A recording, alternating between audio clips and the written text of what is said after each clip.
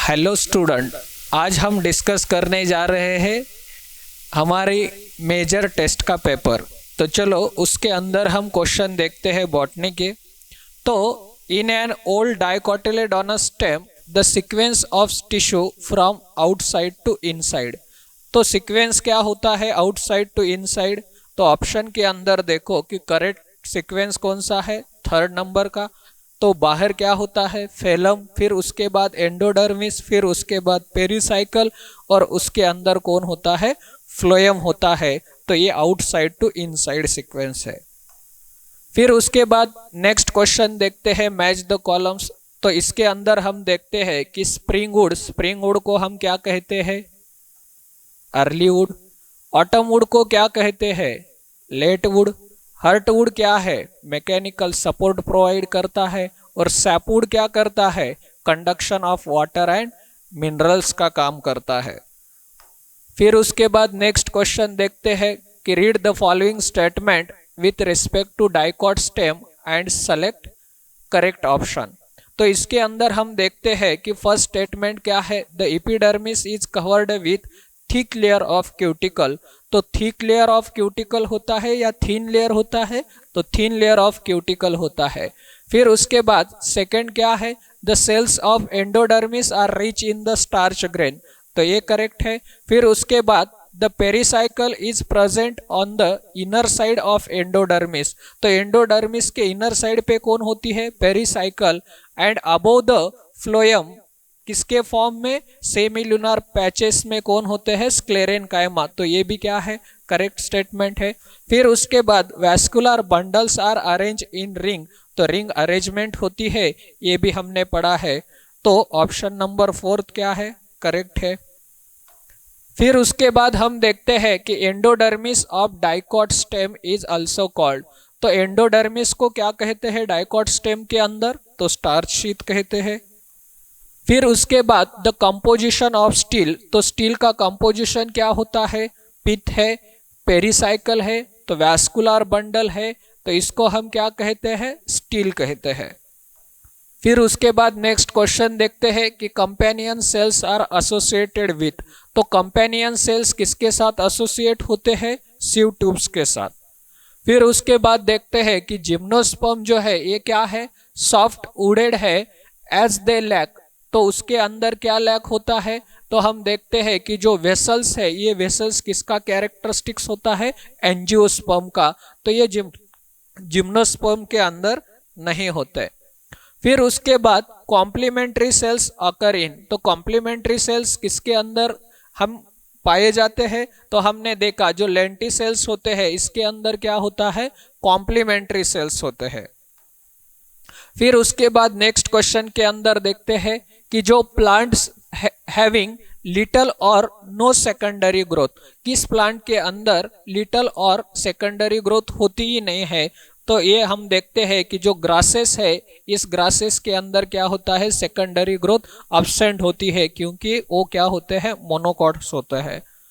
फिर उसके बाद स्टेटमेंट देखते हैं, फर्स्ट क्या है कि springwood is lighter in colour and has the higher density. तो हमें ये पता है कि स्प्रिंगवुड अगर लाइटर है तो डेंसिटी भी कैसी होती है, हायर होती है या लोअर, तो लोअर डेंसिटी होती है। यहाँ पे क्या दिया है, हायर दिया है। तो ये स्टेटमेंट कैसे हो गया, फॉल्स स्टेटमेंट हो गया, तो आगे पढ़ने की जरूरत ही नहीं।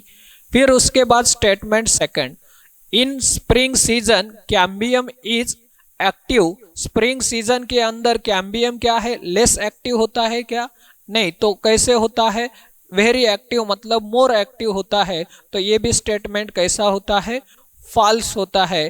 तो दोनों स्टेटमेंट कैसे है, फॉल्स है। फिर उसके बाद in an organism if the normal diploid number of chromosome is 8, how many chromatids will be present in each daughter cell at the end of meiosis first. तो हम देखते हैं कि एक सेल है, उस सेल के अंदर क्रोमोसोम्स कितना है, 8 क्रोमोसोम्स है, और वो एक नॉर्मल डिप्लॉयड सेल है जिसके अंदर 8 क्रोमोसोम्स है। इसका अगर मियोसिस फर्स्ट होता है तो मियोसिस फर्स्ट होने के बाद हमें पता है कि 2 सेल बनते हैं और हर एक सेल के अंदर 4 क्रोमोसोम्स होते हैं। फिर उसके बाद हम देखते हैं कि ये जो 4 क्रोमोसोम्स है ईच सेल के अंदर, वो कैसे है, डायड फॉर्म में होते हैं। तो ये डायड फॉर्म में है तो 4 क्रोमोसोम है, तो क्रोमैटिड्स कितने रहेंगे? तो आपको पूछा है कि हाउ मेनी क्रोमैटिड्स, तो क्रोमैटिड्स कितने होंगे ईच डॉटर सेल के अंदर? तो 4 क्रोमोसोम्स है और डायड मतलब ईच क्रोमोसोम को 2 क्रोमैटिड है, तो 4 क्रोमोसोम को कितने क्रोमैटिड्स होंगे? 8 क्रोमैटिड्स। तो ऑप्शन नंबर 3 करेक्ट आएगा। फिर उसके बाद हम देखते हैं कि diagram shows the cell cycle during which phase do chromosomes condense and become visible.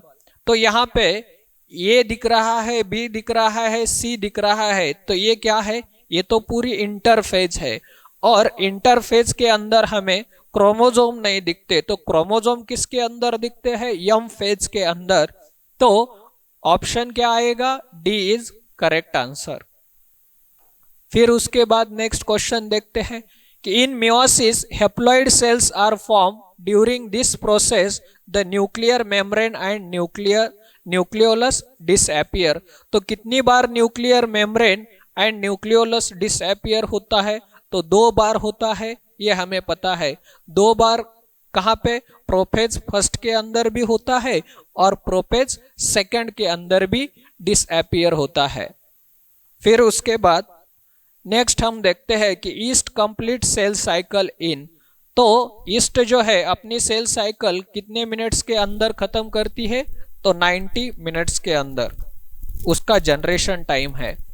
फिर उसके बाद what is the incorrect about G0 phase? तो फर्स्ट देखो, cell metabolism continuous in G0 cells, तो ये करेक्ट स्टेटमेंट है। फिर उसके बाद cell growth occurs in G0 phase, तो सेल ग्रोथ भी थोड़ा थोड़ा रहता है, तो ये भी क्या है? करेक्ट स्टेटमेंट है। फिर उसके बाद बायोकैटालिस्ट हेल्प्स एग्जिट G0, तो ये भी क्या है? करेक्ट स्टेटमेंट है। लेकिन माइटोसिस ऑकर आफ्टर G0 के अंदर जाने के बाद सेल कभी माइटोसिस नहीं करती, तो ये क्या है? इनकरेक्ट स्टेटमेंट है। फिर उसके बाद colchicine interferes with the cell division because of, तो कोल्चिसिन क्या है? माइटोटिक स्पिंडल है, ये हमने पढ़ा है। और ये जो माइटोटिक पॉइजन है, तो ये क्या करता है? माइटोटिक पॉइजन, तो ये जो स्पिंडल फाइबर बनते हैं तो वो स्पिंडल फाइबर बनने नहीं देता। मतलब इस ऑप्शन के अंदर कौन सा करेक्ट है? Non formation of spindle. तो कोल्चिसिन क्या होता है? माइटोटिक पॉइजन होता है जो कि किसके अंदर इंटरफेयर करता है? तो स्पिंडल फॉर्मेशन को अरेस्ट करने का काम करता है। फिर उसके बाद the complex formed by the pair of synapsed homologous chromosomes, तो उसको हम क्या कहते हैं? बाइवैलेंट और टेट्राड कहते हैं। फिर उसके बाद find out the incorrect match with respect to the given diagram. तो फर्स्ट देखते हैं, ये जो फर्स्ट दिखाया है ये क्या है? तो ये हमारे स्पिंडल फाइबर्स है, तो यहाँ पे क्या दिया है? काइनेटोकोर, तो ये ही फर्स्ट क्या है? इनकरेक्ट है, तो आगे देखने की जरूरत ही नहीं है। फिर उसके बाद which of the following process takes place during pachytene stage of meiosis. तो पैचेटिन के अंदर क्या दिखता है? तो हमें पता है कि पैचेटिन के अंदर अपीयरेंस ऑफ रिकॉम्बिनेशन नोड्यूल ये हमें दिखाई देता है, मतलब रिकॉम्बिनेशन नोड्यूल दिखता है। क्यों दिखता है? क्योंकि टेट्राड जो होता है वो हमें कैसा दिखता है? विजिबल दिखता है, इसीलिए। फिर उसके बाद angiosperms are the most diverse group of plant in the plant kingdom, select the statement that is correctly related to them. तो इसके अंदर करेक्ट स्टेटमेंट कौन सा है? तो फर्स्ट स्टेटमेंट देखते हैं कि within angiosperm monocots and dicots are only anatomically different. तो ओनली एनाटॉमिकली डिफरेंट ये करेक्ट है क्या? नहीं है। तो मॉर्फोलॉजिकली भी कैसे होते हैं? डिफरेंट होते हैं। तो with in angiosperm monocots and dicots morphologically and anatomically different है। तो ये क्या है? करेक्ट आंसर है। फिर उसके बाद नेक्स्ट क्वेश्चन देखते हैं। Plant cell undergoes the cell division to form 2 new cells. The below diagram represent the certain stage of the cell cycle of plant cells and determine the step or stage of the cell cycle process that will happen just before the represented process start। तो ये process क्या है? Cytokinesis है। तो cytokinesis के पहले कौन सा प्रोसेस होता है ये पूछ रहा है। तो कौन सा होता है? कैरियोकाइनेसिस होता है, मतलब न्यूक्लियस का डिवीजन होता है। फिर उसके बाद देखते हैं स्टेटमेंट नेक्स्ट क्वेश्चन के अंदर। तो the mesophyll of dorsiventral leaf is composed of palisade parenchyma and spongy parenchyma. तो हमें पता है डॉर्सिवेंट्रल के लिप के अंदर ये palisade parenchyma and spongy parenchyma होते हैं, क्योंकि मेसोफिल कैसा होता है? डिफरेंशिएटेड होता है। तो ये क्या है? स्टेटमेंट करेक्ट है। फिर उसके बाद स्टेटमेंट सेकंड देखते हैं। The vertical section of dorsiventral leaf through the lamina shows 3 main parts, namely epidermis, mesophyll and vascular system। तो ये भी क्या है? स्टेटमेंट करेक्ट है। लेकिन स्टेटमेंट सेकंड जो है ये फर्स्ट को करेक्ट एक्सप्लेन नहीं करता। तो बोथ स्टेटमेंट क्या है? करेक्ट है and second does not explain first. फिर उसके बाद देखते हैं मैच द कॉलम्स। तो इसके अंदर हम देखते हैं जो कोलैटरल एंड ओपन है, तो ये किसके अंदर वैस्कुलर बंडल प्रेजेंट होते हैं? तो ये हमें पता है कोलैटरल एंड ओपन सनफ्लावर के अंदर प्रेजेंट है। फिर उसके बाद रेडियल किसके अंदर होते हैं? तो रेडियल्स रूट के अंदर होते हैं। फिर उसके बाद जो बायकोलैटरल होते हैं वो हमें पता है ये कुकुरबिटा स्टेम के अंदर प्रेजेंट होते हैं, और जो कंसंट्रिक होते हैं वो बचाव कौन है? फर्न है, तो इसके अंदर होते हैं। फिर उसके बाद हम देखते हैं cell undergoes mitosis in 30 minutes and find the number of cell produced after 24 hours if the initially 10⁵ cells are present.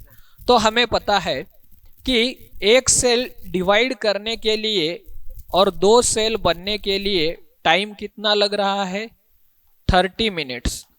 तो हमें पता है कि आपको पूरा टाइम कितना दिया है? 24 आवर्स। तो 24 आवर्स मतलब 1 घंटे के अंदर सेल 2 बार डिवाइड हो रही है। तो 24 आवर्स के अंदर कितने बार डिवाइड होगी?